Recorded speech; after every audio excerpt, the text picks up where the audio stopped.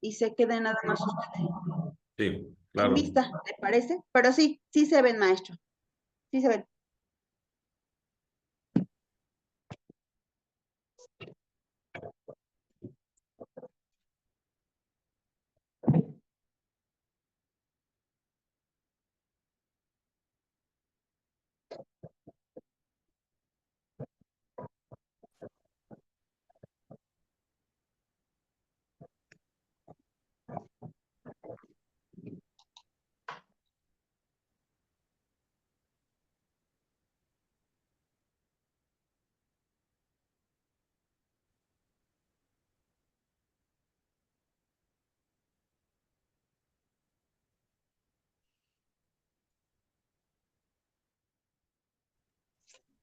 Ya son confitriones, Eli, su señoría. Sí,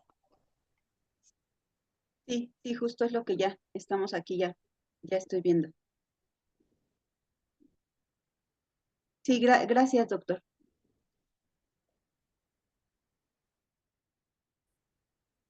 Bueno, si le parece bien, entonces comenzamos, su señoría. Bien, bueno, pues vamos a comenzar el día de hoy con la ponencia con el juez Carlos Fabián Villalobos. Es maestro en Derecho Constitucional de la Universidad Autónoma de Tamaulipas, maestro en Derecho Procesal Penal Oral de la Universidad La Salle Victoria, licenciado en la Universidad de Derecho La Salle Victoria, tiene diversos diplomados en diferentes instancias, así como de Sistema Penal Acusatorio, técnicas de litigación oral, Derecho Constitucional, Derechos Humanos y Argumentación jurídica. Ha tenido diversas participaciones en foros nacionales e internacionales referentes al tema de sistema penal acusatorio y derechos humanos en diversas universidades. Laboralmente se ha desempeñado como abogado postulante, auxiliar jurídico del Tribunal Electoral del Poder Judicial del Estado de Tamaulipas, secretario proyectista en el Supremo Tribunal de Justicia del Estado, juez de control en Ciudad Victoria, así como actualmente es juez de control y enjuiciamiento en Tamaulipas. Entonces, para nosotros es un gusto tenerlo aquí de parte del doctor Gabriel Luna. Agradecemos su presencia en el día de hoy con nosotros y bueno, queremos aprender mucho de usted, su señoría, y pues comenzamos. Muchísimas gracias, maestra Elizabeth. Y también al maestro Gabriel, muchísimas gracias por haberme dado el honor de estar aquí presente nuevamente con ustedes para compartir algunas palabras respecto a un tema que me parece interesante compartir y que considero relevante. Sobre todo es la toma de muestras involuntarias, sobre todo en el proceso penal acusatorio previsto por el artículo 270 del Código Nacional de Procedimientos Penales.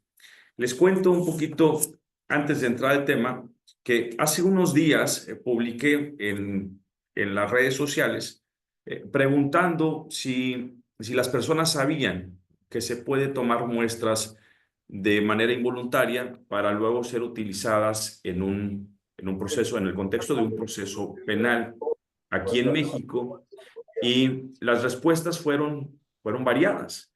Eh, Algunos mostraron su conformidad con relación a esta práctica, con la finalidad pues, de esclarecer el hecho, ¿no? Hacían ese tipo de pronunciamientos, mientras que otro tanto refería que no estaban de acuerdo con esta práctica porque violaba derechos fundamentales, el derecho a la no autoincriminación, el derecho a la presunción de inocencia, incluso a no ser sometido a actos de tortura, tratos crueles o degradantes.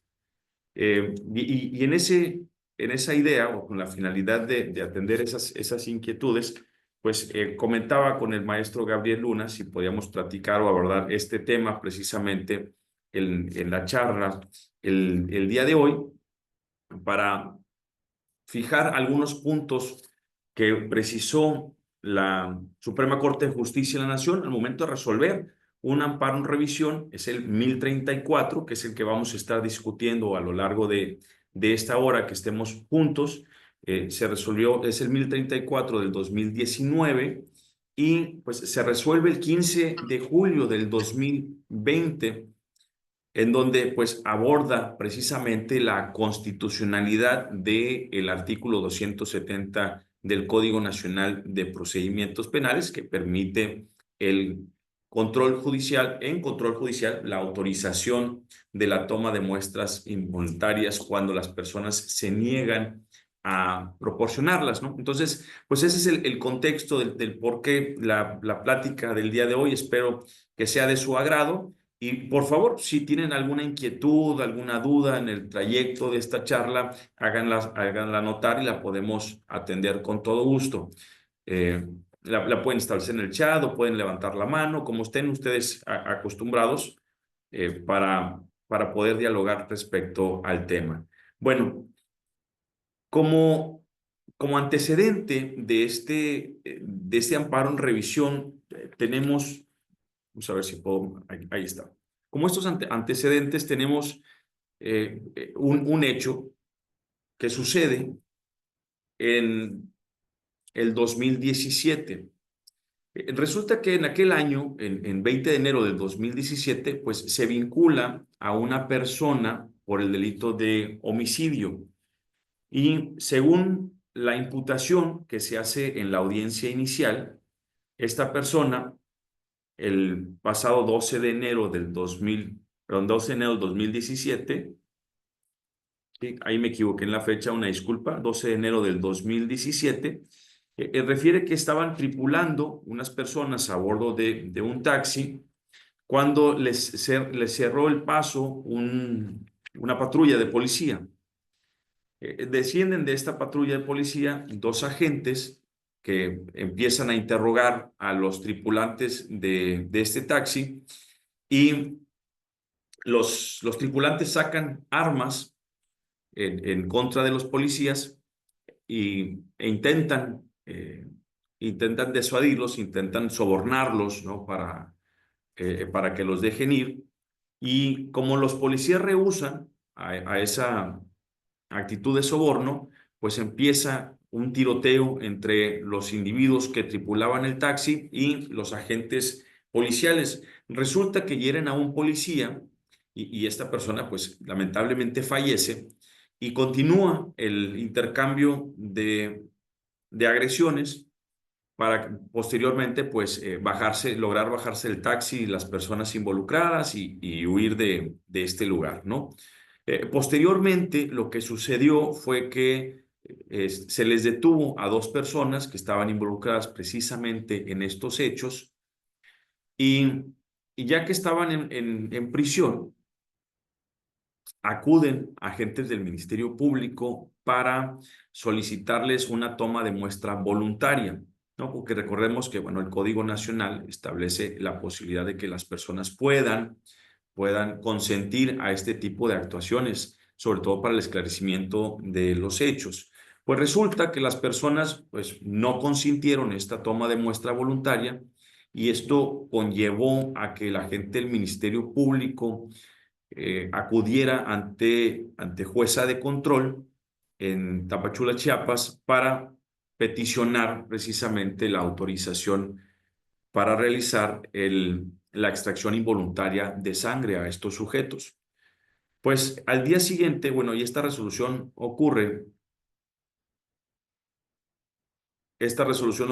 el 21, perdón, déjenme darles el dato correcto.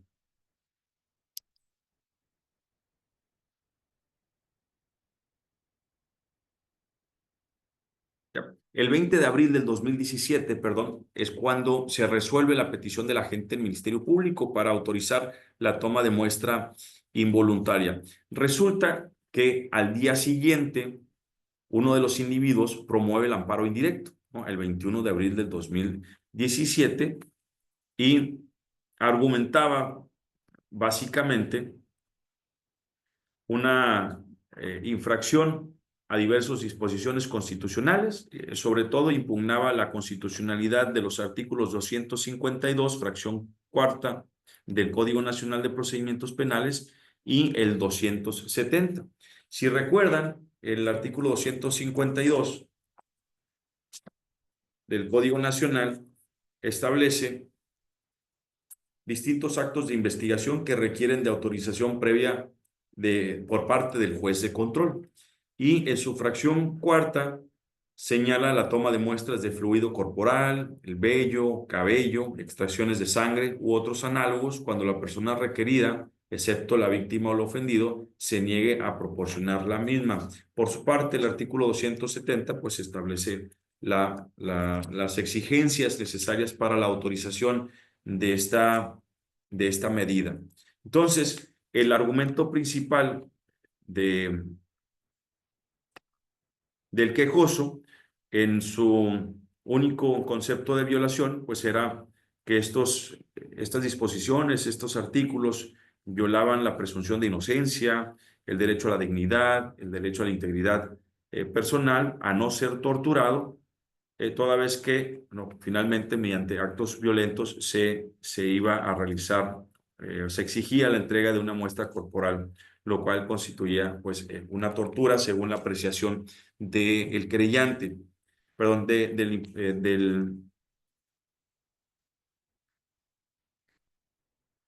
la parte imputada.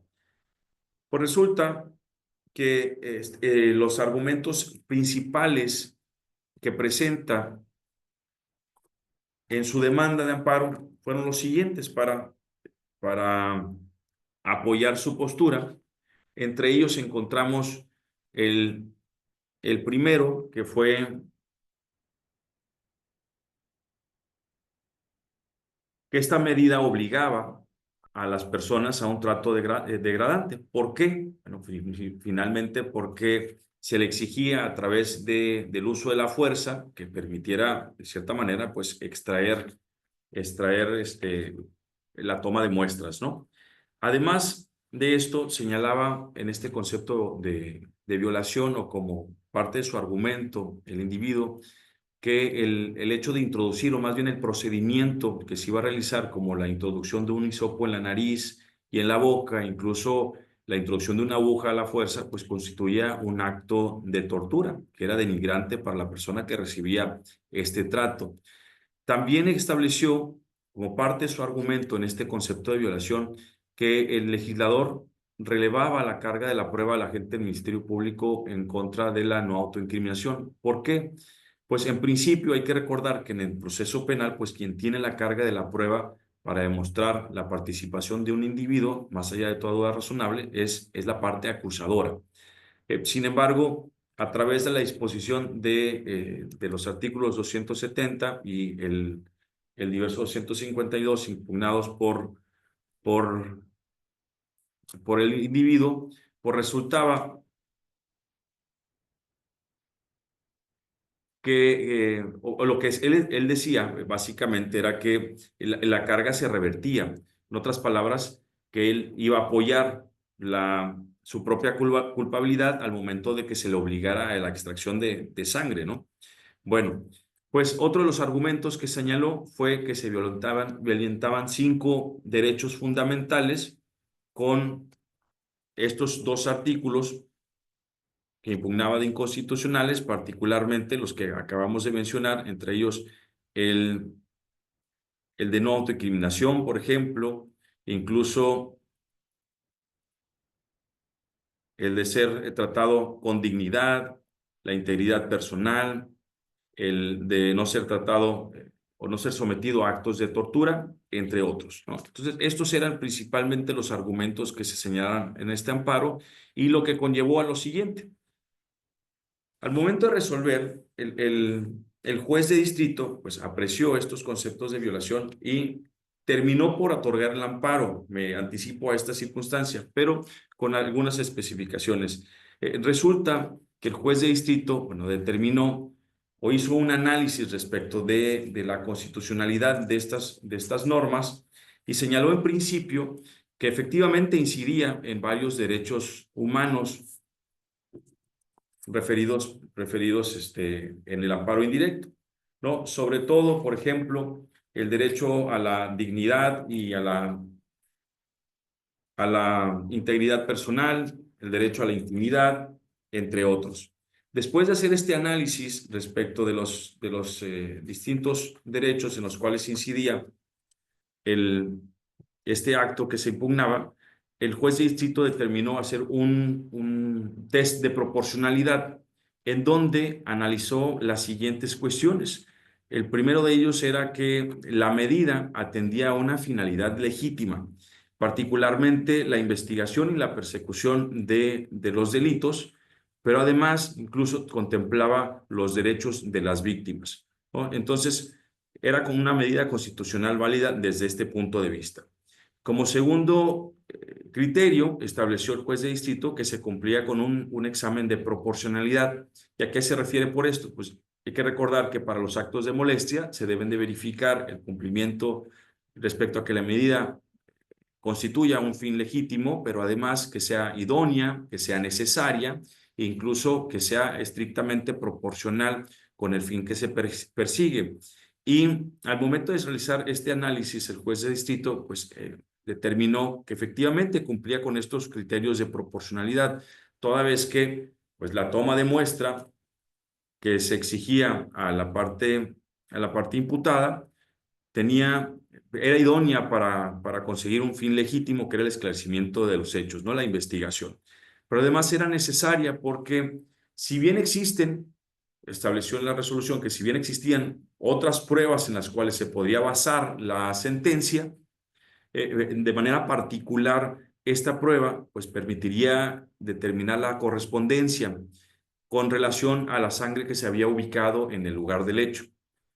E incluso determinó que la medida era proporcional porque requería un control judicial previo a su otorgamiento, es decir, no se contemplaba de manera arbitraria, sino que requería de un análisis o un escrutinio estricto por parte del aplicador de la norma, en este caso la jueza de control, para determinar si efectivamente se trataba de una medida que pudiera cumplir con los fines constitucionalmente válidos. Bueno, pues además de esto, el órgano jurisdiccional federal determinó que la Convención contra la Tortura, porque se había argumentado, no prohibía la extracción de sangre como se argumentaba en el amparo, e incluso no transgredía el principio de la no autoincriminación, tomando en consideración, y esto es algo muy relevante porque después lo vamos a ver en el amparo en revisión que resuelve la Corte, porque señaló el juez de distrito, señalaba que el sujeto, el investigado, pasaba de ser sujeto de la prueba a ser un objeto de la prueba, ¿no? De manera pasiva, puesto que lo que surgiera de la evidencia, pues no estaba a la voluntad propia de esta persona. Además, señaló el juez de distrito que no infringía el principio de la presunción de inocencia, tomando en consideración que, bueno, incluso había la posibilidad de beneficiarse a través de la elaboración de esta prueba, particularmente verificar si efectivamente había una correlación del ADN encontrado en el evento que había ocurrido anteriormente, ¿no? Y que estaba siendo investigado. Bueno, pues finalmente el juez de distrito tomó la determinación de conceder el amparo en suplencia porque la jueza de control no había establecido ciertos límites en el alcance de la prueba. Como la toma de muestra podría proporcionar información más allá de la cuestión genética, sino incluyendo a lo mejor padecimientos o información de carácter privado del sujeto, el juez de distrito determinó que esta falta de limitación, había un exceso en la autorización de la toma de muestra y por eso concedió el amparo. No así en contra del reclamo de la inconstitucionalidad de la norma, sino más bien para efectos de que se volviera a dictar una resolución en donde la jueza de control tomara en consideración estos aspectos y particularmente delimitara los alcances de la prueba de la cual se había impugnado su constitucionalidad. Bueno, a grosso modo, estos son los antecedentes que dieron pie a este recurso de revisión que fue interpuesto por el quejoso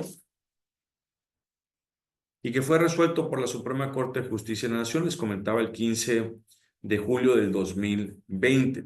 Ahora, ¿cuáles fueron los los argumentos del quejoso que finalmente tomó en consideración la Suprema Corte de Justicia de la Nación para resolver esta circunstancia.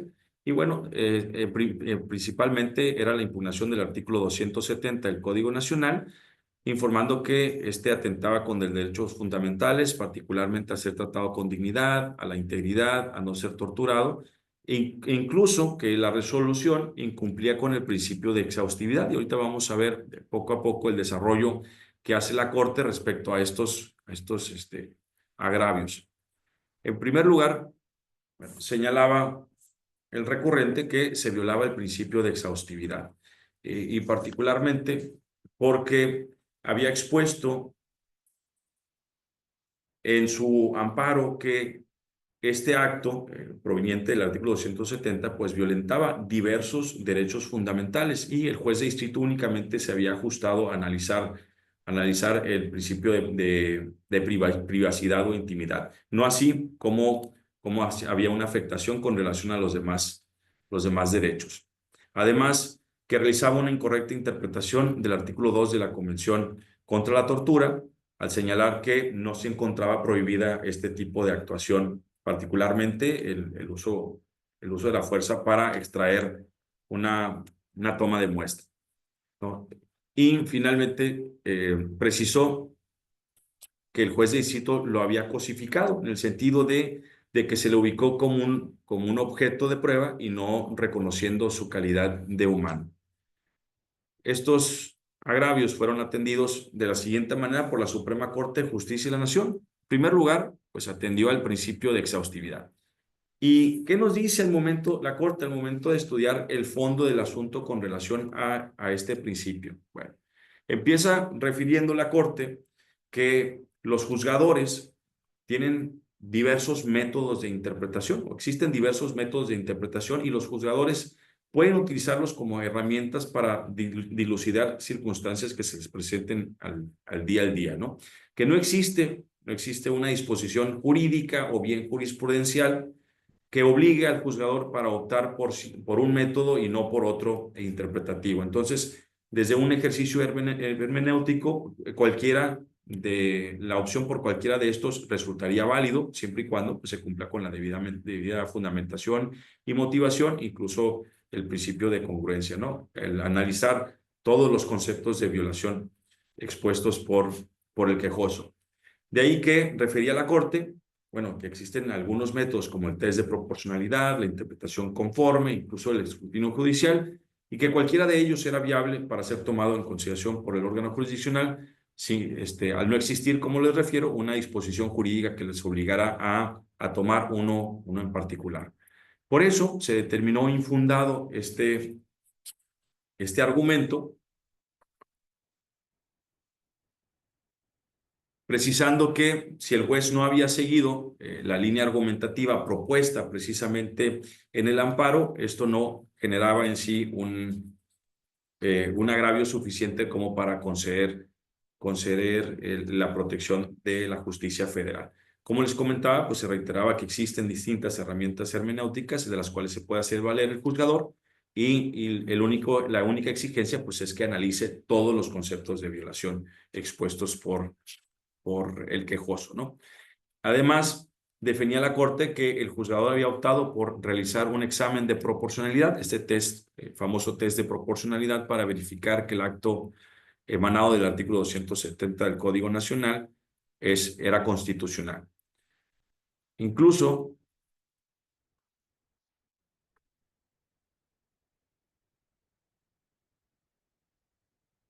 bueno, reiterando que no se encontraba obligado para seguir estrictamente la línea argumentativa que había planteado el quejoso. En un siguiente punto, la Corte aborda el agravio con relación al derecho a no ser torturado y a la integridad personal. ¿Qué sucede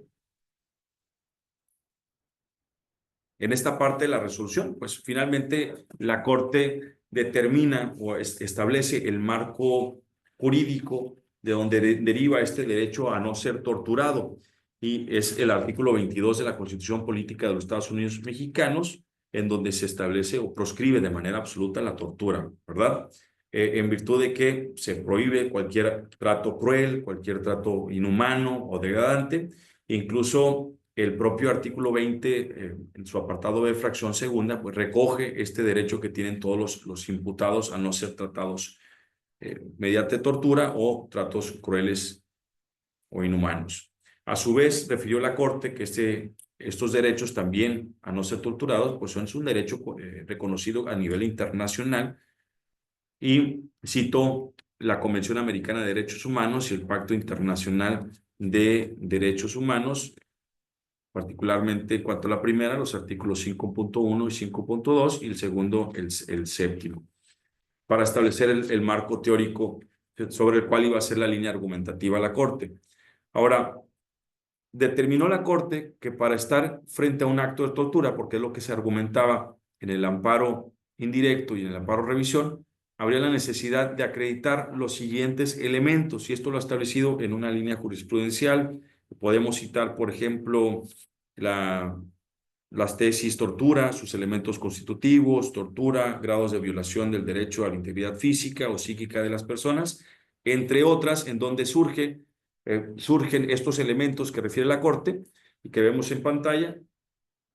El primero de ellos consiste en afectaciones físicas, mentales graves o severas. El segundo, infligidas intencionalmente. Y finalmente, que tengan un propósito determinado, ya sea obtención de información, castigar, intimidar o cualquier otro fin que tenga por objeto menoscabar la personalidad o la integridad física o mental de las personas. Pero también importante mencionar, a ver si puedo quitar esto tantito, también importante mencionar que la Corte sostuvo que este tipo de afectaciones físicas o psíquicas tienen diversas connotaciones. Entonces se tiene que analizar cada caso en particular para determinar si efectivamente se está ante un trato o un maltrato o bien ante un trato de tortura.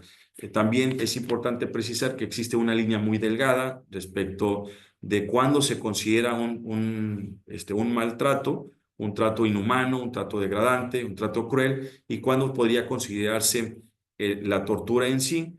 Y la Corte, bueno, responde a estas circunstancias estableciendo que hay que atender las particularidades de cada caso y sobre todo estas connotaciones de grado, puesto que su intensidad va a ir variando dependiendo del caso en concreto y de la persona que se encuentre incluso involucrada o el sujeto que ha sido maltratado, como para considerar que existió la tortura. Bueno, haciendo esta precisión,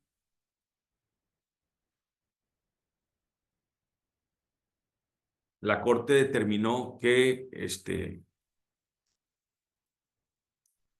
del análisis del artículo 270 del Código Nacional de Procedimientos Penales era necesario verificar que se cumplieran con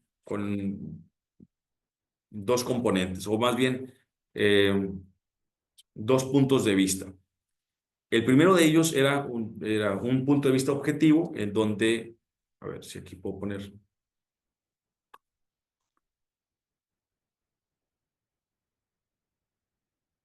Sí, un punto de vista objetivo, en el sentido de que el artículo 22 de la Constitución Política de los Estados Unidos Mexicanos, pues establece cuáles actos se encuentran ya prohibidos, ¿no?, proscritos por la Constitución. Por ejemplo, cuando se trata de azotes, del uso de palos, entre otras, pues ya la propia Constitución nos señala cuáles son estos tratos crueles o que pueden considerarse tortura. Y en ese contexto decía la Corte que desde un punto de vista objetivo, el artículo 270 pues no contemplaba ninguna de estas afectaciones. Sin embargo, también habría que hacer un análisis desde un punto de vista subjetivo, particularmente verificando que si la toma de muestra constituía o no un acto de tortura, un acto un maltrato, como para considerar que dicha normativa se contraponía a los derechos constitucionales involucrados por la parte quejosa. Pues resulta que la Corte estableció que las extracciones de sangre, así como otros análogos, que se infringen intencionalmente no necesariamente pueden tener afectaciones graves o severas. Pues entonces, dependiendo de cada caso en particular, es en donde se debería de analizar si efectivamente existió un acto de tortura o no. Entonces, desde este punto de vista subjetivo, estas afectaciones a la integridad personal solamente se podrían considerar graves o severas cuando tuvieran el propósito de anular la personalidad de la víctima o bien disminuir su capacidad física o mental, aunque éstas incluso no causaran algún dolor o alguna afectación psíquica como tal, para contemplarlo lo previsto en el artículo 2 de la Convención Interamericana para Prevenir y Sancionar la Tortura. De ahí que concluyó la Corte que lo expuesto por el artículo 270 del Código Nacional de Procedimientos Penales, pues no constituía per se un acto de tortura. En el siguiente componente que analiza la Corte era el derecho a ser tratado con dignidad, recordando la Corte que este derecho pues debe entenderse como un interés inherente a toda persona por el mero hecho de serlo. Y esto es para que sea tratada como tal y no como un objeto, ¿no? Que no pueda ser degradada, envilecida o bien cosificada, que era uno de los argumentos principales que hacía el quejoso. Y en ese sentido, pues lo que se busca con reconocer el derecho a la dignidad es promover el propio valor intrínseco de la persona como tal y representa un presupuesto básico para el reconocimiento y el ejercicio de todos aquellos derechos que tanto nuestra Constitución como los tratados internacionales asignan a toda persona por el solo hecho de serlo. Evidentemente, pues transgresiones a este derecho generarían que el acto fuera ilícito, e incluso nos llevaría a su expulsión del procedimiento. Sin embargo, habría que atender a cada caso en particular. Respecto de este argumento, la Corte determinó que resultaba infundado en virtud de lo siguiente. Principalmente destacó que ningún artículo de la Constitución Federal o tratado internacional del que México es parte, pues estipulaba que todo acto en el que una persona tenga que exponer su cuerpo, un poquito para acá, o bien tolerar la intervención de un tercero sobre él, deba ser voluntario. ¿Y a qué se refería la Corte por esto? Pues que si existiera alguna disposición en ese sentido, es decir, esta prohibición, se desestabilizaría las instituciones tan esenciales para la soberanía y la gobernabilidad, como por ejemplo el derecho penal e incluso el uso de la fuerza legítima, pues es evidente que frente a ciertas actuaciones, pues no vamos a contar con la voluntad de los gobernados. Piénsese, por ejemplo, cuando se emite una sentencia de condena en donde la persona es sometida a un centro penitenciario para que cumpla su sentencia.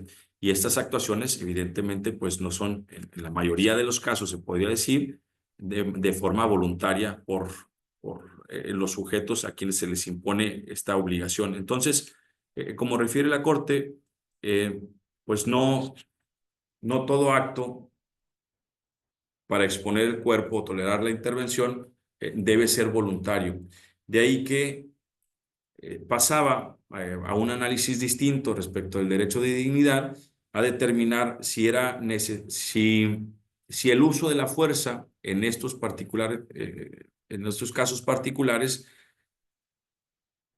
infringía o no el derecho a dignidad de la parte sobre la cual se realizaba esta actuación. Y bueno, la Corte determina con prudencia, señala la Corte y sensibilidad, que sí es posible utilizar el uso de la fuerza siempre y cuando sea conforme a los lineamientos y las restricciones que establece la propia Constitución mexicana, como por ejemplo el debido proceso, es decir, que se ajuste a las exigencias establecidas en el Código Nacional de Procedimientos Penales y a los lineamientos constitucionales, y sobre todo que se tome en consideración que existen restricciones que representan cuestiones como la prohibición absoluta, la tortura, los actos inhumanos, los crueles y los degradantes.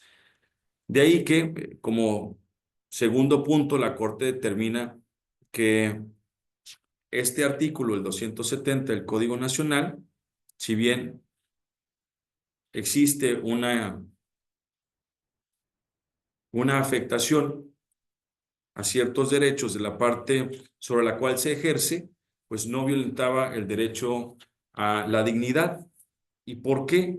Bueno, finalmente porque, como lo señaló el juez de distrito, se tiene que realizar un control judicial siempre antes de que se aplique la toma de muestra de manera involuntaria. Recordemos, como lo dijimos al inicio, que existe la posibilidad de que las personas accedan a este tipo de actos de investigación. Sin embargo, en caso de que se rehúsen a ellos, la agente del Ministerio Público puede solicitarlo al juez de control y, sobre todo, el órgano jurisdiccional tiene que atender las circunstancias de cada caso, examinar y ponderar las circunstancias de idoneidad, necesidad y proporcionalidad para determinar si el mismo es válido. Y atendiendo a precisamente a este control judicial, pues la Corte señalaba que no infringía el derecho a la dignidad como lo refería la parte quejosa. Posterior a esto, pues la Corte entra al análisis del derecho a guardar silencio. Y este me parece muy interesante, sobre todo por los alcances que le da al mismo respecto de la evidencia que puede surgir del cuerpo de una persona y sobre todo cuando es tomada sin la voluntad de éste. Dice la Corte, primero, que el derecho a guardar silencio está previsto por el artículo 20, apartado A, fracción segunda de la Constitución Política de los Estados Unidos Mexicanos, pero también está reconocida a nivel internacional, ¿no? De esto, pues, evidentemente no hay duda. Y también señaló la Corte que este derecho implica no solamente la posibilidad de guardar silencio, es decir, a declarar o a no declarar, sino también a que no se utilizaran las expresiones, al derecho a que no se utilicen las expresiones en contra de las personas. Para analizar este derecho o la activación de este derecho, la Corte señala que es necesario verificar el cumplimiento de los siguientes componentes. En otras palabras, que para materializar este derecho a guardar silencio, el acto tiene que existir coerción, tiene que existir un potencial incriminatorio y además debe versar sobre un acto de carácter testimonial. ¿Y qué quiso decir la Corte con esto? Bueno, que al momento de analizar el artículo 270 del Código Nacional, se concluía que efectivamente contemplaba cierta coerción. ¿Por qué? Pues porque se obliga a una persona a ser sometida a la toma de una muestra. Segundo, también se cumplía con el potencial incriminatorio en virtud de que la información que pudiera ser obtenida mediante la práctica de esta toma de muestra, la prueba genética, por ejemplo, en genética que se hace posteriormente, o la compulsa, o el cotejo que se realiza con evidencia encontrada en el lugar del hecho, etcétera, podría tener potencial incriminatorio, incluso con el solo hecho de referirlo así, la parte detenida bastaba para considerar que tuviera potencial incriminatorio, es decir, su rechazo a la realización de este tipo de actos. Finalmente, el tercer elemento, señalaba la Corte que era una cuestión más compleja. ¿Por qué? Pues habría que definir primero qué se entiende por prueba testimonial y si lo contemplado, esta medida contemplada en el artículo 270, efectivamente se trataba de una medida de carácter testimonial y de ser así, pues se podría activar o materializar el derecho a guardar silencio. Ahora, la Corte señaló que esta medida, pues no era una prueba testimonial en virtud de lo siguiente. En primer lugar, porque desde un punto epistémico, la prueba testimonial implica que quien hace las referencias tiene, o sea, quien declara o quien ejerce su derecho a declarar o guardar silencio, tiene la facultad, digámoslo así, para para poder decir su verdad o la verdad que quiera, o sea, o incluso mentir. Entonces, frente a esta autoridad, frente a la posibilidad de declarar lo que sea en su interés, bueno, ahí reviste una circunstancia que activa la prueba testimonial. Sin embargo, tratándose de lo que se obtiene a través de las muestras de sangre, por ejemplo, ya no, la autoridad epistémica ya no es propiamente el sujeto tutelado, sino más bien uno diverso que determina pues, los alcances que surjan con la práctica de la metodología científica correspondiente. Podría ser el perito en genética, por ejemplo, quien determina si efectivamente se trata de si existe una correlación o no entre la sangre del imputado y la que se encuentra en el lugar de los hechos. Y esto lleva a la Corte a determinar que en virtud de que no radica la determinación de la verdad en el imputado, es decir, no está sujeto a lo que él quiera decir, pues no constituye una prueba testimonial y tampoco tenía la protección del derecho a guardar silencio establecida en la Constitución. Y finalmente, pues con estas determinaciones, con este análisis que hace la Suprema Corte de Justicia de la Nación sobre estos aspectos, sobre el derecho a la no autoincriminación, el derecho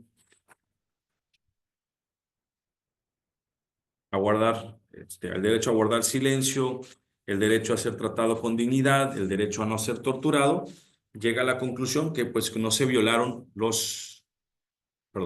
que no se violaban los derechos constitucionales del quejoso. De ahí que reafirmaba la determinación de la del juez de distrito en el sentido de que bueno, se confirmaba la sentencia recurrida, ¿no? Me parece importante estos alcances que señala la Suprema Corte de Justicia de la Nación, sobre todo porque aún nos encontramos frente a la inquietud respecto a que si el artículo 270 del Código Nacional de Procedimientos Penales viola derechos fundamentales o no, particularmente porque pues conlleva una autorización de toma de muestra cuando una persona pues no quiere proporcionarla. Ahora, ¿qué pasa si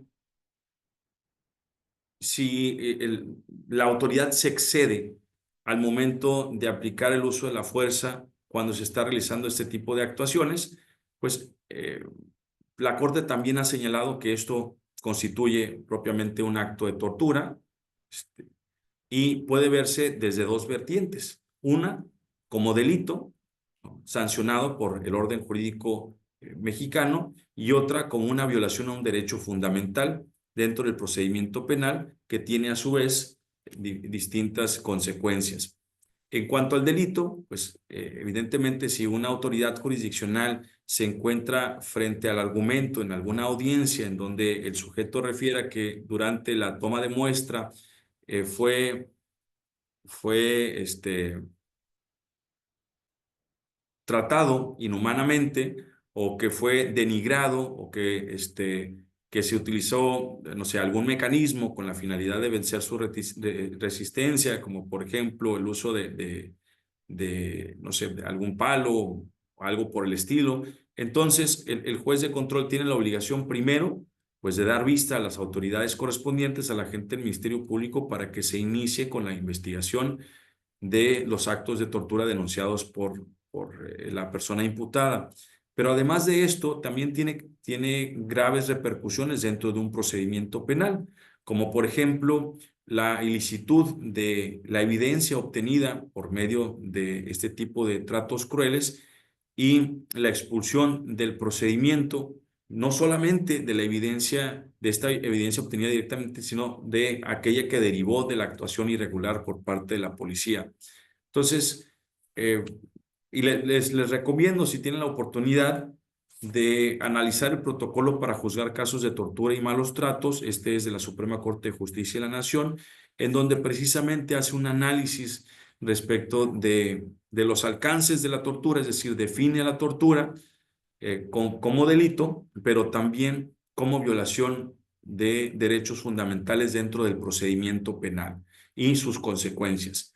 ¿Cuáles serían? Pensemos que estamos en la audiencia inicial, como les refería, y si alguien argumenta esta circunstancia, incluso se llega a demostrar, pues la consecuencia sería decretar la ilicitud de la evidencia. También es muy importante mencionar que el estándar probatorio respecto del delito, de la tortura como delito o los malos tratos como delito y evidenciar tortura para efecto de nulificar una prueba son totalmente distintos. Mientras que en uno, como delito, se requiere la comprobación de los elementos del tipo penal y la responsabilidad más allá de toda duda razonable, la Corte incluso en jurisprudencias y precisado en el protocolo que les acabo de referir, señala que no puede sujetarse a los mismos estándares que la comisión de un delito, sino que se requiere demostrar que la actuación efectivamente ocurrió, pero por ejemplo no interesa que se demuestre quién fue la persona que participó en esta eventualidad, ya que, o el responsable, ya que esta sería una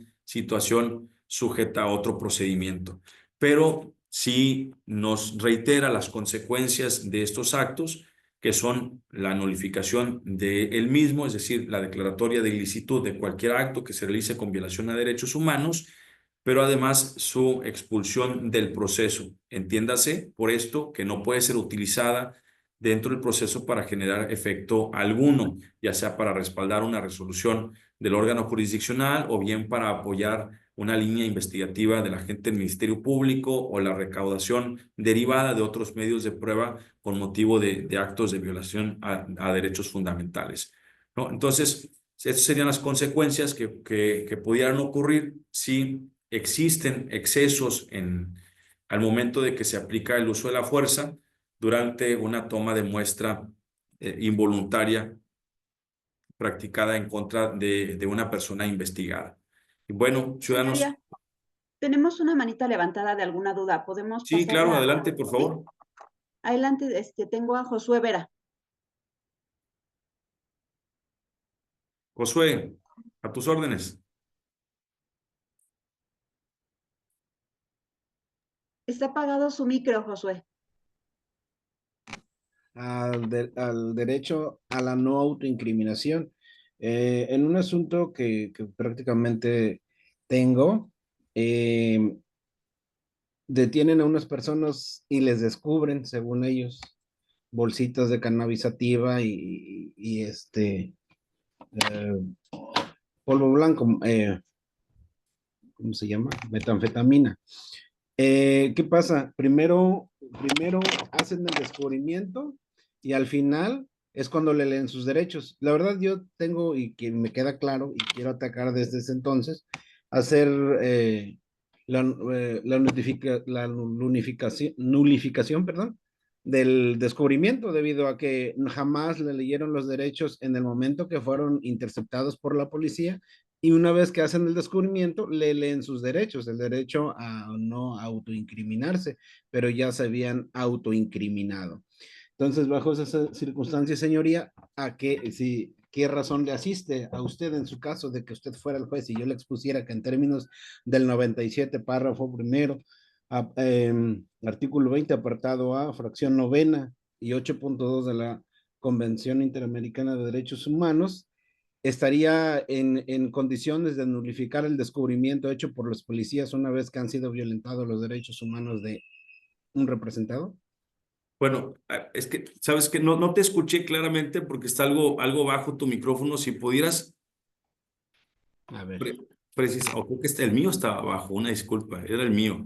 En los que primero hay que atender a las circunstancias de la detención, ¿verdad? Hay que recordar que la Suprema Corte de Justicia de la Nación pues ya estableció la procedencia del control preventivo provisional para efecto de detener a una persona momentáneamente si existe una sospecha razonable. Entonces, el policía tiene que justificar la existencia de una sospecha razonable con la finalidad de entrometerse en los derechos de la ciudadanía. Pues fuera de esto, atendiendo a los niveles de contacto, si no existe una actuación ilícita, la policía no tiene nada que andar haciendo investigando a un ciudadano.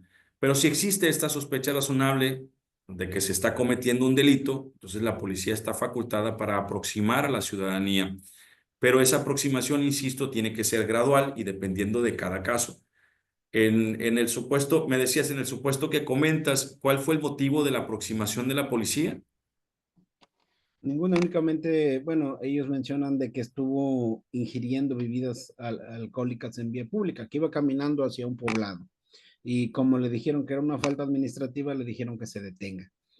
Pero en su momento, o sea, una vez que lo detuvieron, no le dijeron, ¿sabes qué? Te vamos a leer tus derechos, porque ya te estoy deteniendo.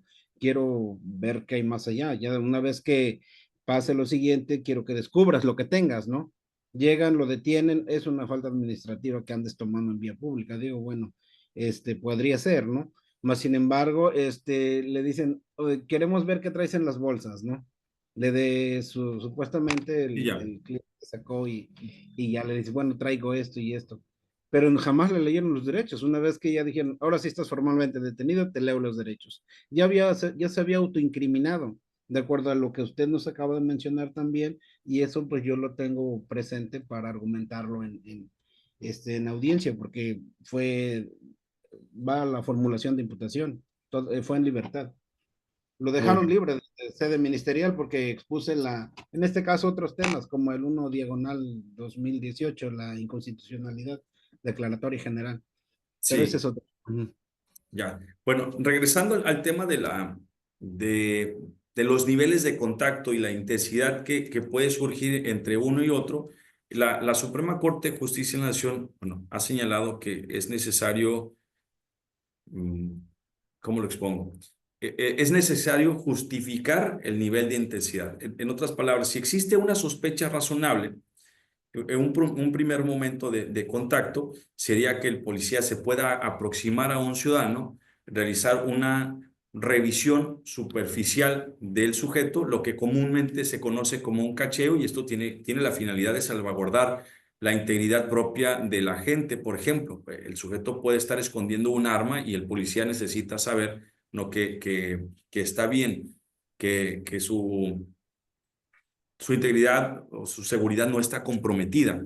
Pero ojo, eso de pasar directamente, no me refiero por este caso en el que usted comenta, sino en términos generales, eso de que llegue la policía bajo la justificación de una sospecha razonable y pasar directamente a meter mano en las bolsas de las personas, a requerirles que las descubran, incluso pensemos en una mujer que tiene un bolso, a meter, a auscultar la bolsa, o una persona que trae una mochila, a obligarlo a abrirla, no, sería contrario a estas exigencias de justificar la intensidad del nivel de contacto, porque desde un primer momento, insisto, la policía tiene que justificar el por qué la intromisión. A mayor intromisión de los derechos de las personas, mayor justificación del agente policial.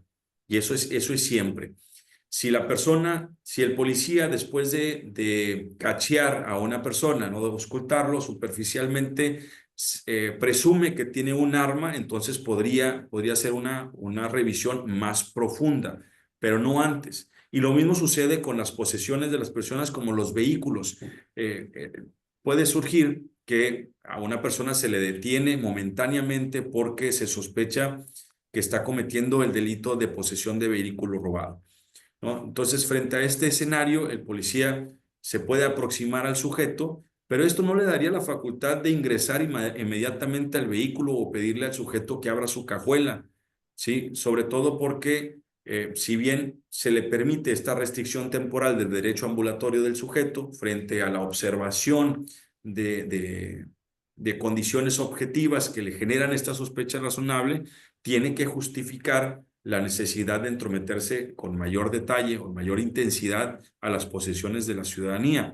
Pensemos que al momento de estar revisando superficialmente el vehículo, logra observar en el interior del mismo algún paquete de droga. Entonces, esto sí le llevaría al policía a darle la facultad de poder entrometerse aún más en virtud de la posible comisión de otro delito, la transportación, por ejemplo.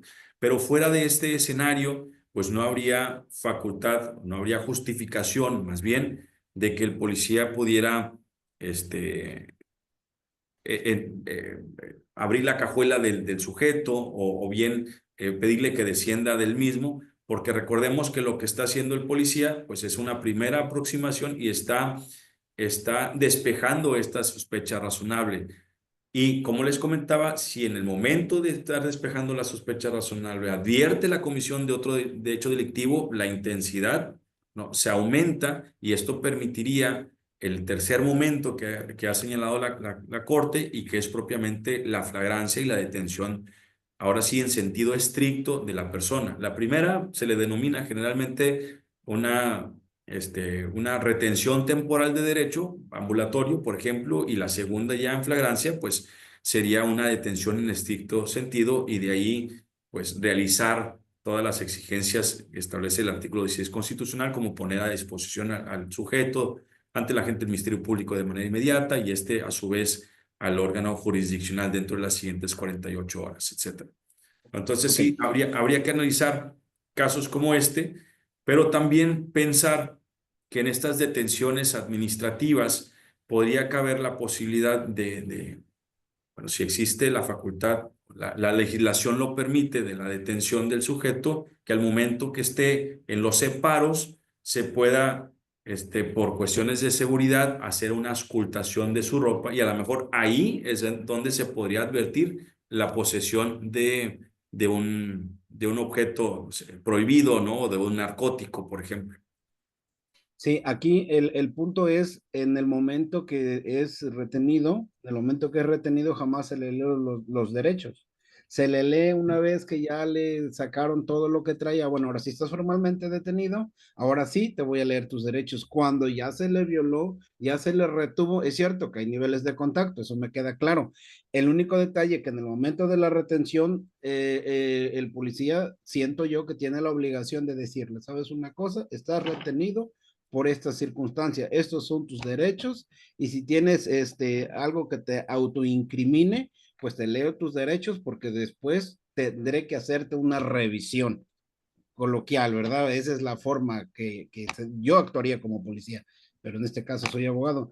¿Qué pasa? Le descubren una vez, no le han leído los derechos, lo retuvieron, y después le descubren y le dicen, no, ahora sí te voy a leer tus derechos. Para mí, en mi forma de ver las cosas, es que ya se le violó el derecho a la no autoincriminación. Porque si bien, ok, estás retenido, estás con tu falta administrativa bebiendo alcohol en vía pública, te voy a llevar, entonces a lo mejor tenía lo que usted dice, está bien, porque ya le leyeron sus derechos, ya se hizo, y el descubrimiento que se haga posterior ya no es violatorio. Pero mientras tanto considero que es violatorio. Yo por eso le preguntaba, como usted en su calidad de juez, si yo le expongo ese tema en esos términos que le comenté, que es lo que me daría bajo ese supuesto. Si me haría válido mi argumento, o lo dejaría y dijera, no, pues sí actuó bien el policía, ¿no? En otro punto, ese es un tema. Tengo otro que es la prueba irreproducible. Usted hablaba del 270, Me 274. gustaría una moción de orden, compañero José, con todo respeto. Vamos a abocarnos a hacer preguntas, si lo hay, respecto al tema, compañero, por favor. Este es muy importante. Tenemos la oportunidad de escuchar a un juez que nos está exponiendo un tema y está exponiendo cosas personales que nada tienen que ver con el tema. Yo te rogaría, por favor, si tienes preguntas, hazlas sobre el tema, y así a los demás compañeros, por favor. Ok, Bueno, gracias. sí, agradezco intervención del ciudadano Alfredo Garza. También es importante clarificar, y esto lo digo con todo respeto, ¿verdad? No puedo yo dar recomendaciones respecto de casos en particular, pues, puesto que esto sería en contra de mi función, incluso podría ser motivo de responsabilidad, ¿no? Entonces sí es importante que nos ciñamos a temas meramente académicos, y con todo gusto yo puedo atender estas circunstancias. Sobre todo porque lo que se trata aquí pues es compartir las inquietudes que podamos tener sobre instituciones, ya sea procesales o de derecho sustantivo en la materia que nos corresponde. Entonces, bueno, bajo esta reflexión, le pregunto si algo más, tiene alguna otra inquietud o algo más que podamos abordar.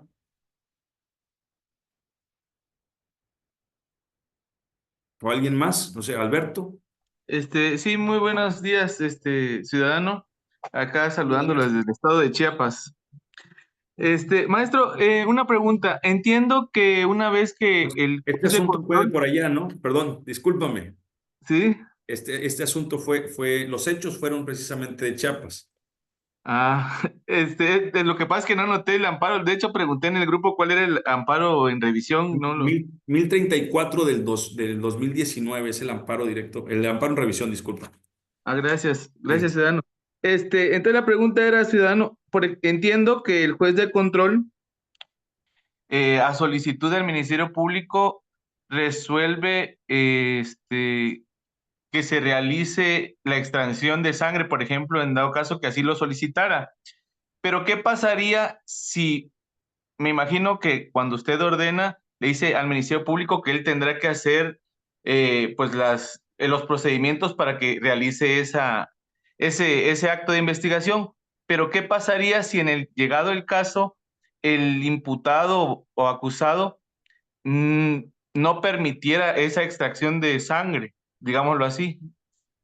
¿Qué pasaría? Usted ya ordenó que sí se haga la Sí. extracción, pero llegando el imputado dice, no, pues no me voy a dejar, pues, o sea, no, aunque usted lo haya ordenado. ¿Ahí qué sucedería? ¿Cuál sería el siguiente paso? Ya. Fíjate que la Corte al momento, como les refería anteriormente, la Corte al momento de abordar el tema de la tortura precisa la respuesta a esta inquietud, ¿no? ¿Qué tanto puede la autoridad hacer uso legítimo de la fuerza sin que se considere un acto de tortura o bien un maltrato? Entonces, la respuesta es que depende de cada caso en concreto. Si se puede utilizar el uso de la fuerza, la Corte dice que sí, ¿no? Pero es mesurada al respecto, en el sentido de, quiero pensar que si la persona no permite que se extraiga la muestra y que a pesar del intento de la policía, lo que se estaría ocasionando al sujeto es una afectación médica o afectación física, pues entonces ya podríamos caer dentro de los excesos que prohíbe precisamente la Convención en contra de la Tortura y los Malos Tratos, incluyendo la Ley General para prevenir, investigar y sancionar la tortura y malos tratos de México. Entonces, sí sería importante analizar cada caso en particular, no establecer una generalización, pero sí determinar pues cómo estuvieron las circunstancias que rodearon el evento. Además, si estas actuaciones generaron una afectación psicológica o una devaluación del sujeto, como para considerarlo un acto cruel, un acto inhumano, incluso un acto de tortura. Entonces, en términos sencillos, ¿se puede usar el uso de la fuerza? La Corte dice que sí. Pero, ¿qué tanta fuerza se puede utilizar? Y creo que aquí es donde nos enfrentamos a cada caso en particular para determinar si estaríamos frente a un exceso del uso de la fuerza o uno justificado en virtud de la posible resistencia de la persona, ¿no? Entonces, no sé si esto responde a la pregunta. Sí, sí, ciudadano, muchísimas gracias. Sí, de hecho, fíjese que entendía que, por ejemplo, que considero que, por ejemplo, estos actos de investigación de extracción, ya sea de voz o de huellas digitales, a lo mejor a veces el Ministerio Público, no sé, con perdón de si hay algún Ministerio Público por acá, que a veces tendrían que tener un poquito más de imaginación. O sea, por ejemplo, si están las huellas digitales cuando entran al CER, si toman eso, entonces podrían obtener esos actos de investigación de otras formas, ¿no? Sí, O un audio de voz, por ejemplo, la extracción de voz.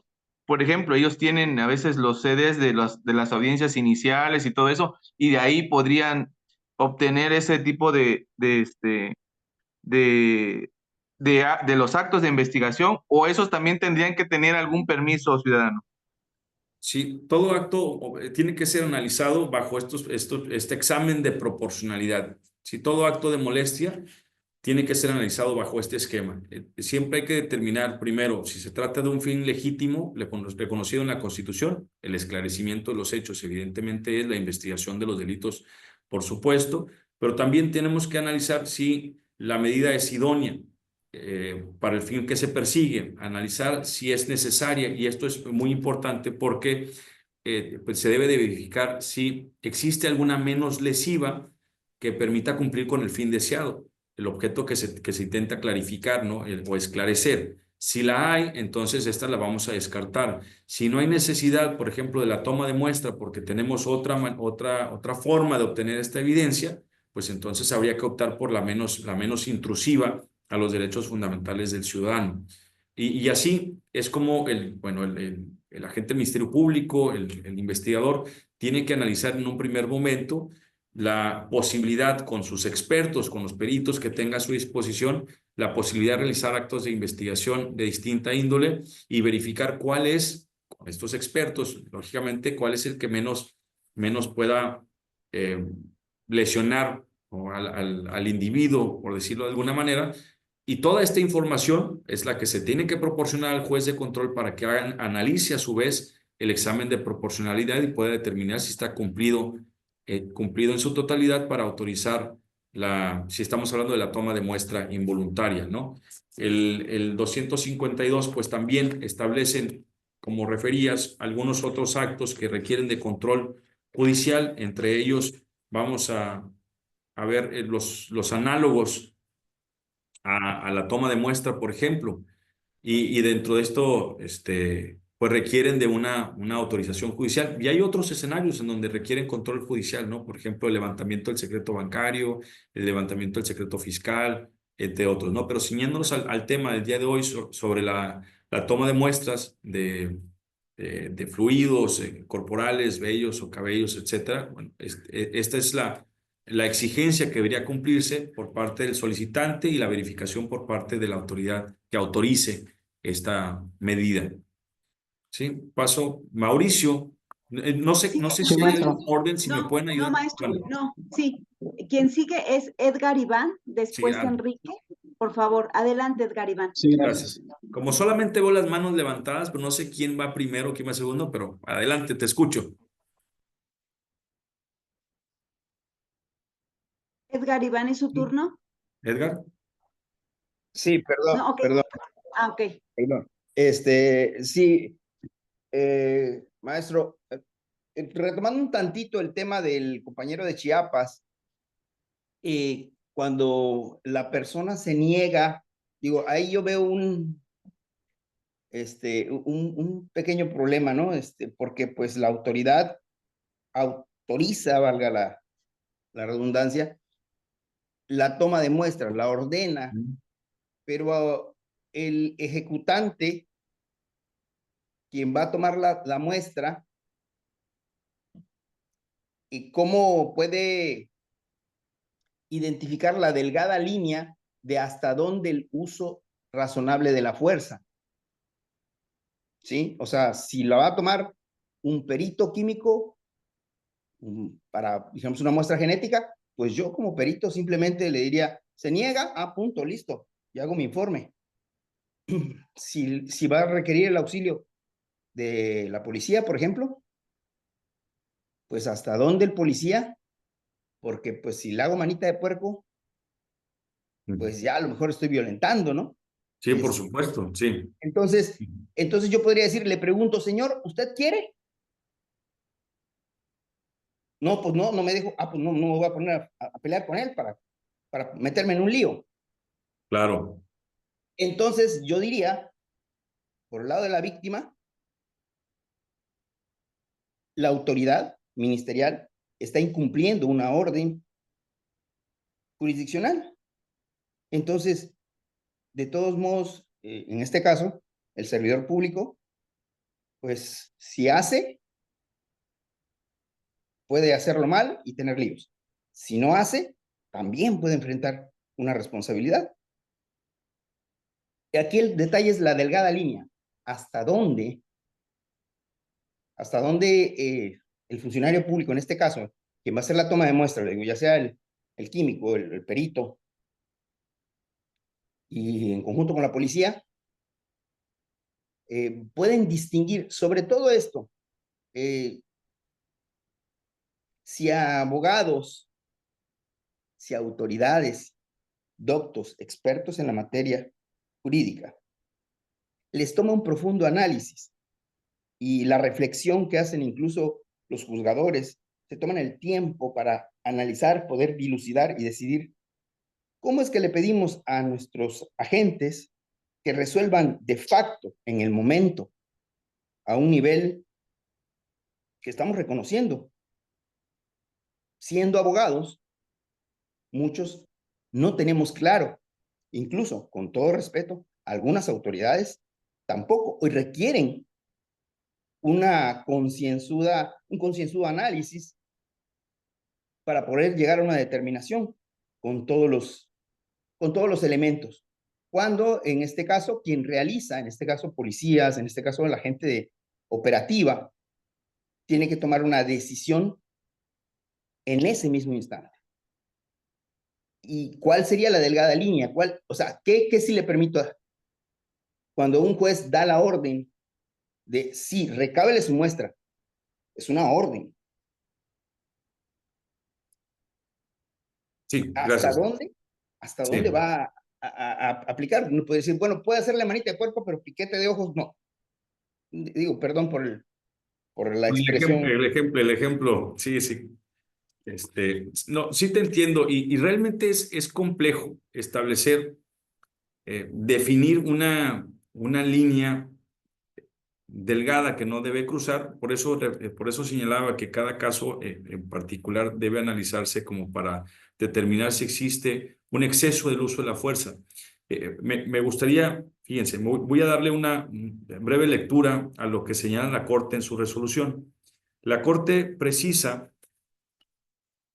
ante la pregunta de que si frente a la resistencia de los particulares, el Estado puede hacer uso de la fuerza para promover un mandato constitucional y garantizar el respeto de los derechos de la sociedad o de terceros, se debe responder, dice la Corte, con prudencia y sensibilidad en sentido afirmativo, siempre conforme a los lineamientos y con las restricciones que dictamina nuestra Constitución, como por ejemplo los lineamientos de se informaba hace rato del debido proceso, que se exija la solicitud de autorización por parte de un órgano jurisdiccional, que se haga este examen de proporcionalidad y además con las restricciones que representan cuestiones como la prohibición absoluta, la tortura y actos humanos crueles y degradantes.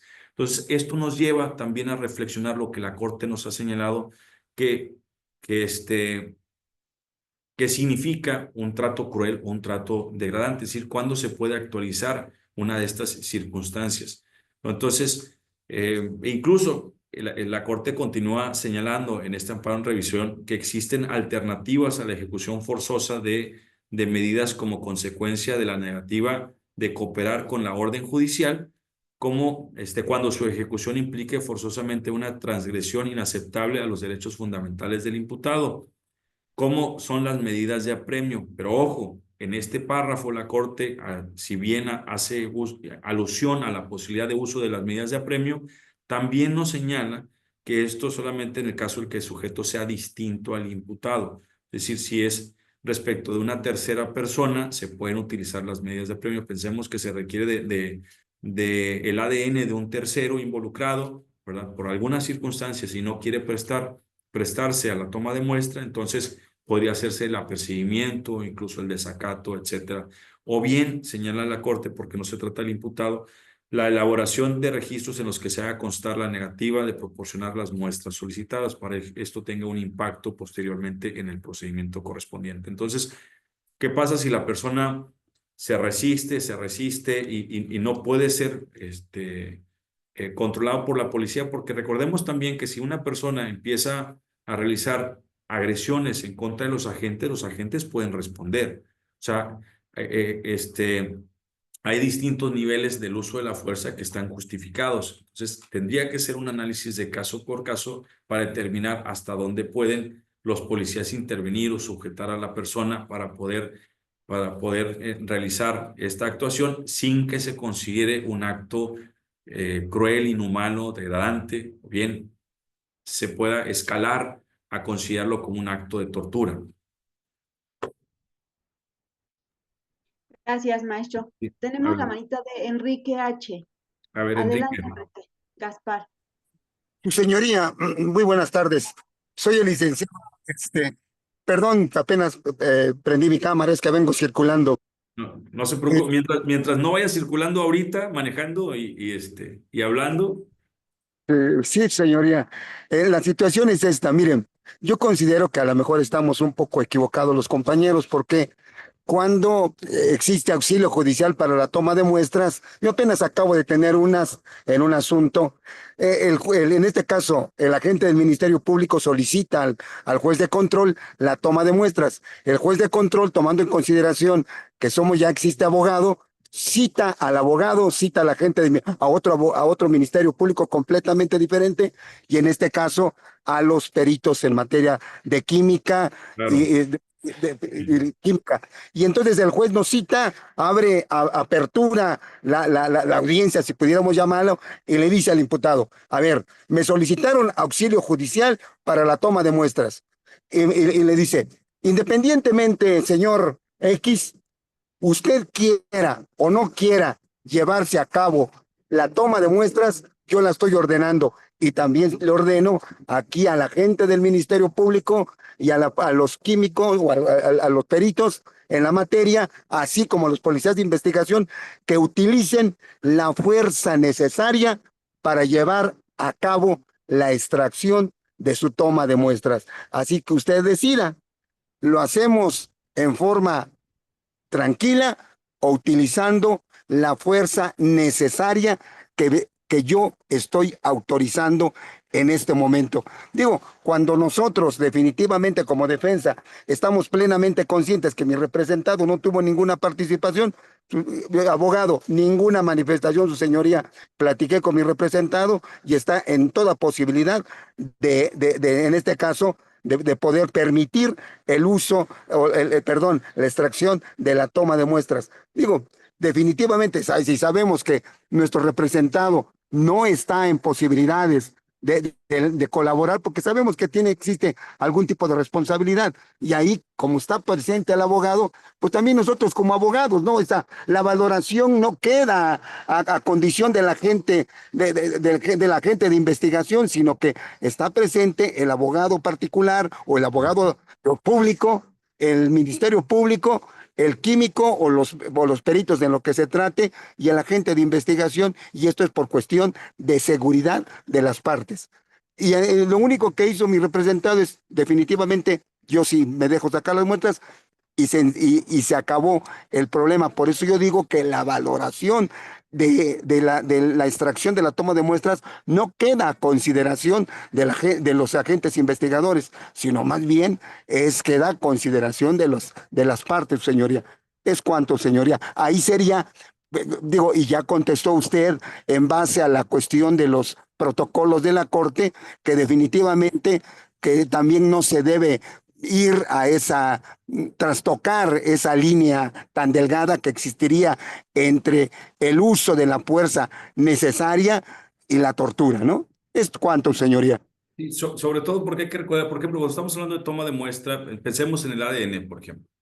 Solamente se requiere un pinchazo en el dedo para extraer una gotita de sangre y establecer en una tarjeta, ¿no?, que utilizan los peritos en materia de biología para poder, o genética, para realizar sus examinaciones. Entonces, insisto, dependiendo de cada caso en particular, habría que analizar dónde se traza precisamente esa línea. Si los policías empiezan a insultar al ciudadano, si empiezan a ejercer un uso desmedido de la fuerza, a golpearlo, etcétera, pues entonces evidentemente ya no estaríamos frente a un acto justificado, ante una medida, ante un uso de la fuerza legítima para efecto de cumplimentar una determinación, sino ante tratos crueles, tratos inhumanos, en donde pues tenían otras repercusiones. La prueba, para empezar, lo que se llegase a obtener a través de eso tendría que ser expulsada, declarada ilícita y expulsada del proceso,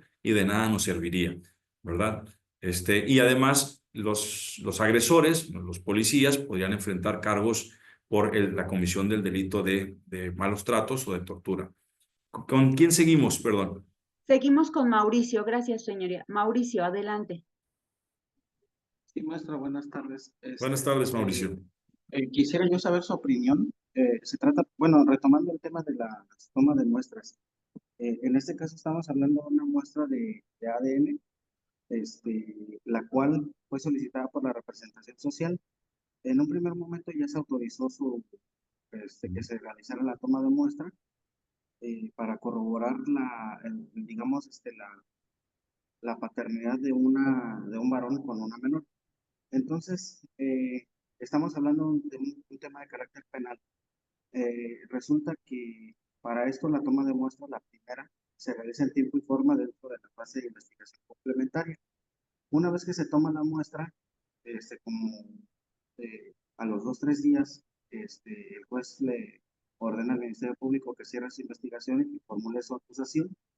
El Ministerio Público hace lo propio, formula su acusación por escrito, la presenta en sede ministerial y en el juzgado, y de ahí ya empiezan a correr los 3 días que tiene la asesora jurídica para constituirse como coadyuvante.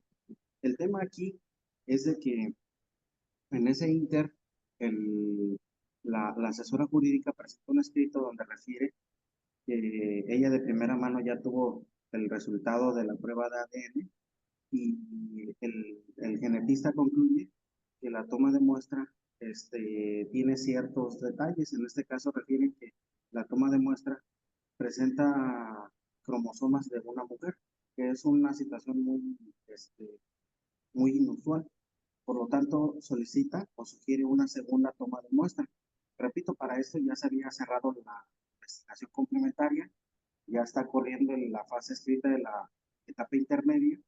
Tan es así que el Ministerio Público ya presentó su acusación y están corriendo los 3 días que tiene la asesora jurídica para constituirse como coadyuvante. Entonces, la asesora jurídica solicita una audiencia para efecto de que el juez pueda, para hacer ese planteamiento en la segunda toma de muestra. Entonces, aquí es donde el juez autoriza, principalmente comenta en su resolución, que es por el principio de interés superior al menor y también el derecho a la identidad del menor. En este caso, pues, quiero hacer notar que ya se tuteló el derecho que tienen las víctimas precisamente a estos derechos porque ya se realizó una primera toma de muestra. Y como estamos hablando de una prueba irreproducible, se entiende que en ese momento todas las partes técnicas tenían la obligación, si fuera el caso, de nombrar a un perito y que se hiciera lo pertinente, pero no lo hicieron, incluyendo la defensa. Aquí la situación es que el juez ordena la segunda toma de muestra y pues lo que nosotros hacemos es irnos al amparo indirecto, porque pues básicamente el juez no funda ni motiva su resolución y pues como lo dije, su derecho ya fue tutelado.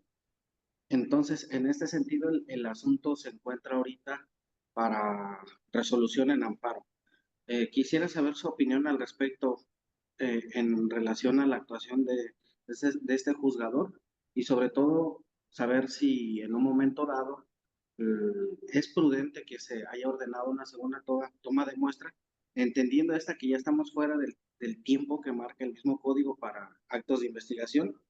Por lo tanto, esta prueba sería ilícita, ilegal y en un momento dado podría ser excluida en audiencia intermedia. Es todo, señora. Gracias. Gracias a usted, licenciado. Fíjate que presentas una situación muy interesante, ¿no? Respuesta al respecto, ahorita, al menos con la información que me proporcionas, no me gustaría aventurar a decir una definitiva, pero sí me surgen ciertas inquietudes al respecto, sobre todo el cierre de la investigación complementaria, pues supone que las partes, pues ya no, bueno, sobre todo el agente del Ministerio Público más bien, porque lo hemos visto nosotros acá en el Estado, el agente del Ministerio Público ya no puede recabar mayor información que la que obtuvo en ese plazo, ¿no? Incluso existe la posibilidad de prorrogar el mismo hasta los 6 meses que señala el Código Nacional, ¿no? Establece ya un determinado tiempo.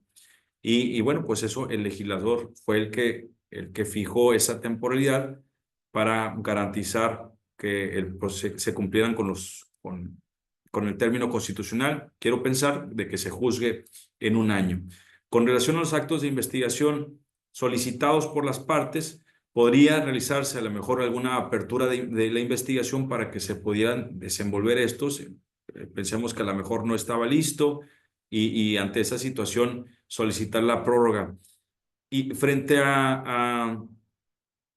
no sé, a posibles resultados adversos, creo que son circunstancias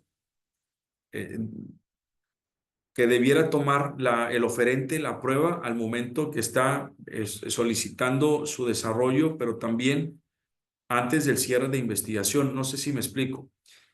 Si tenemos la posibilidad de que la prueba no se va a obtener de manera oportuna, pues estaríamos ante la posibilidad de solicitarle al órgano jurisdiccional que aplace el cierre de investigación complementaria para que se pudiera recabar dentro de la misma, porque ya hacerlo posterior incluso al plazo para ofrecimiento de pruebas, ya sea de coadyuvancia o de la defensa, considero que podríamos estar frente a la posibilidad de la preclusión del derecho a ofrecer medios probatorios, ¿no? Y esta circunstancia se podría incluso debatir al momento de desarrollar la audiencia intermedia, más aún porque no estamos frente al supuesto de una prueba nueva o una prueba de refutación, de ahí que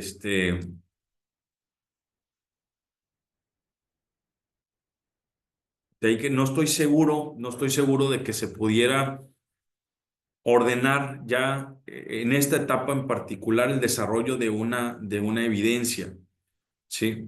Pero bueno, mis respetos al juez que así lo hizo. Esperemos ya a ver qué dice la autoridad federal. Pero insisto, o sea, son estas instituciones, sobre todo la preclusión, la posibilidad de, bajo los principios de concentración y continuidad, de ir cerrando las etapas en la medida que se va avanzando, como lo ha dicho la Corte, sin la posibilidad de estar retrotrayendo el asunto de manera injustificada.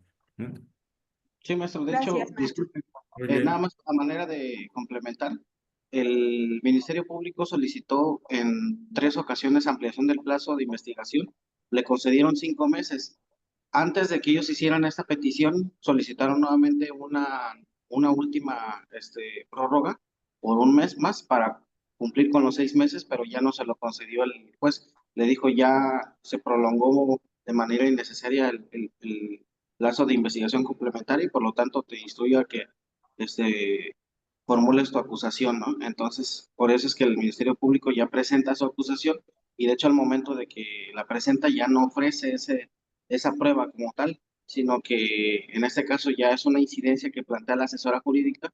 Y sí nos cayó un poco de sorpresa la resolución del juez porque él, bueno, hasta donde yo tengo entendido, el asesor jurídico, su función es primordialmente el tema de la reparación del daño, pero aquí el juez de control amplió, digamos, las facultades diciendo que en un momento dado él podía, o la asesora jurídica podía complementar la acusación con más pruebas tendientes a acreditar el hecho y la probable responsabilidad. Y bueno, todo eso, pues, como usted lo dice muy oportunamente, será objeto de estudio del juez de distrito y pues quedaremos atentos en un próximo foro para comentar con usted y los compañeros los Sí, resultados. estaría excelente. Lo que sí te puedo comentar es algo que sucedió por estos rumbos en la práctica, es que en algunas ocasiones el asesor jurídico ha ofrecido pruebas, digamos, pruebas que no están en la carpeta de investigación dentro del plazo de los 3 días que comentas. Esto empezó a ocurrir de manera cotidiana y en algunas ocasiones se excluyeron en la etapa intermedia, argumentando el órgano jurisdiccional que se había cerrado el periodo de investigación complementaria y por lo tanto ese cierre pues permeaba para las demás partes, incluyendo a la asesoría jurídica que se presentaba como coadyuvante. El detalle es que bueno, ya después a través de apelaciones y después amparos se determinaba que el cierre de la investigación se fijaba para el órgano persecutor de los delitos, el agente del Ministerio Público, no así para la víctima y tampoco así para la parte imputada.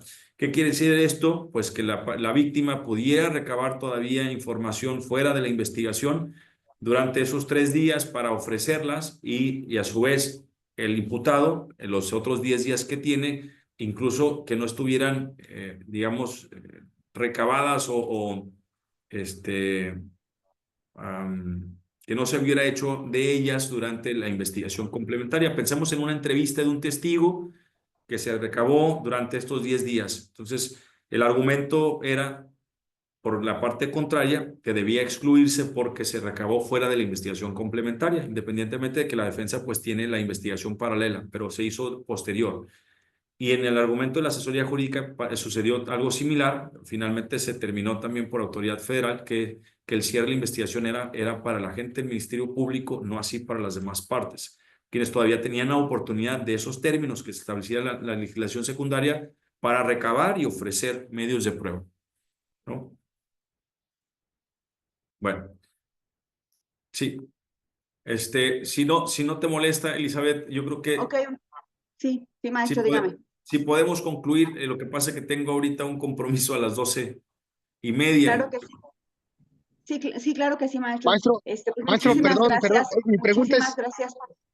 Sí, sí. Nada Muchísimas, más voy a escuchar muchísimas gracias. a Israel y ahorita si gusta. Ok, entonces concluimos la sesión con Israel y Sí, lo esperamos en una nueva sesión. sí. Sí, mi maestro, pregunta con es gusto. concretísima, maestro. Se autoriza la extracción de muestras de lo que sea, llámese de semen, llámese de sangre, de lo que usted quiera. Se le extraen al justiciable. ¿Tiene que ser comparado con otras muestras o únicamente con las de él? Esa es mi pregunta. Pues es que depende de la investigación en lo que se quiera buscar. Por ejemplo, en el caso que yo les exponía, que resuelve, que fue la base de lo que resuelve finalmente la Corte en este amparo en revisión 1034, era con la finalidad de cotejarlo, ¿no? O corroborar su correlación con la sangre que se había localizado en un lugar del hecho, en el evento en donde estaban las personas a bordo del taxi y habían intercambiado disparos de arma de fuego con los policías. Uno de ellos salió lesionado, un policía falleció, de los agresores, pues no sabían si era sangre de los agresores, entonces se quería hacer esta verificación, ¿no? En genética. Entonces depende de cada caso. Hay otros en donde a lo mejor se hace, en los delitos de naturaleza sexual también se realiza la extracción de muestras de las víctimas, pues finalmente se puede obtener ADN y con relación al agresor, pues se hace esta solicitud de toma de muestra para comparar el ADN encontrado en el cuerpo de la víctima con relación al ADN propio de la parte imputada. Si con eso se coteja, hay sistemas que tienen los peritos, al menos acá en Tamaulipas, hay bases de datos en donde se guarda esta información para la confrontación. Ok, entonces, es que para la toma de muestras, por ejemplo, perdón, la identificación en fila en la cámara de Helsen, pues debe de haber varias personas con características semejantes y debe de ser en forma secuencial. Ya, Aquí nada más era mi duda, si de la sangre se tendría que sacar a más personas para verificar si efectivamente esa sangre correspondía con la del justiciable en P30, por así decirlo, si se tenía que sacar a más personas para cotejar que el semen o los rastros de semen que quedaron ya. sí corroboraban con eso. Sí, no, esto sería para la parte imputada y solamente en casos extraordinarios involucrar a terceras personas, pero todo tendría que estar justificado del motivo por el cual se considera que hay elementos que podían llevarnos a determinar que se va a encontrar algo, o sea, no nada más por cuestión arbitraria vamos a seleccionar a ciertas personas, sino que el agente del Ministerio Público tiene que justificar en cada caso en particular por qué se requiere de la toma de muestra de un individuo, por qué se requiere del ADN de esta persona imputada para cotejarlo con lo que se encontró en el lugar, etcétera. Digo, pensemos a lo mejor en un robo donde no hay necesidad, no puede venir el fiscal a solicitar la extracción de muestra si no tiene una base sobre cuál cotejarla, una necesidad para realizar este tipo de investigación, ¿no? Entonces también la gravedad del delito influye en el examen de proporcionalidad que se hace para poder autorizar cada muestra, cada toma de muestra involuntaria. ¿Sí? Muchas Maestro, gracias. pues muchísimas gracias, Bien. maestro. Ya estamos en tiempo y usted va corriendo. Le agradecemos a nombre del doctor Gabriel Luna y esperemos volverlo a tener nuevamente aquí con nosotros. Sí, Excelente gracias. Yo, día. a lo mejor quedaron algunas cuestiones inconclusas, con todo gusto, si gustan, podemos hacer otra sesión el próximo fin de semana y atendemos nuevamente este amparo en revisión y algunas otras inquietudes que vayan surgiendo de aquí a allá para que para que sea más amena, digo, la plática entre los que están presentes y su servidor. Muchísimas gracias, maestro. Gracias a todos y buena tarde. Muchísimas gracias, maestro. Que tengan un excelente Gracias, día. maestro. Gracias, igualmente. Hasta luego, cuídense mucho. Gracias. Gracias. Buen fin de semana. Igualmente. Muchas gracias, un placer. Adiós, Saludos Ernesto. a todos, compañeros. Gracias, señoría. Gracias. Vámonos.